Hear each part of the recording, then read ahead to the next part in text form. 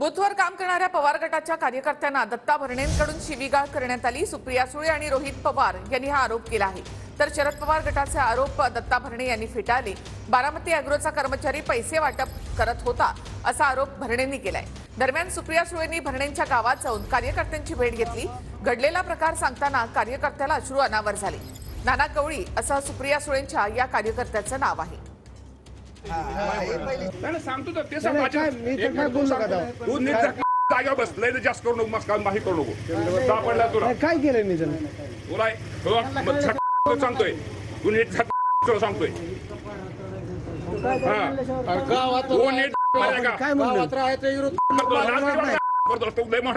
आम्हाला लय विरोध करू नको माझ्या। ऐका माहिती तुला कोण सांगणार, तुला कोण विचारणार आहे तुला? एवढं मामा पिशवच नाही कोणा कधी गावात नीट इकडे तुला सांगायचं, तुला सांगतो माझ्याशी गाठ आहे। प्रत्येकाचा आताच गुत्याल तू कोण आला येणार मतदारापुरतं गोड बोलणार। 40 लोकांना नोकरीची आहे बेकारी केली तो गावात बरं तो ऐकले बरोबर आहे।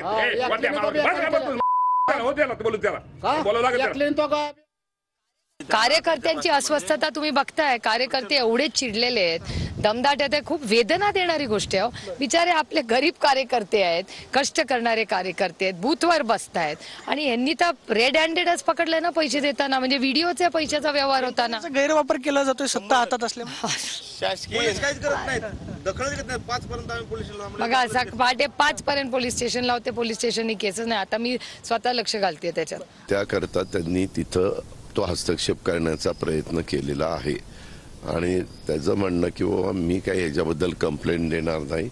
ज्यांनी कुणाला कंप्लेंट द्यायची असेल तर त्यांनी कंप्लेंट द्यावी। ते ऑलरेडी कंप्लेंट दिली अशी माझी माहिती आहे आणि त्याबद्दल मी स्वतः मला जे काही असेल ते उत्तर मी वकिलाच्या मार्फत देईल असं त्यांचं म्हणणं।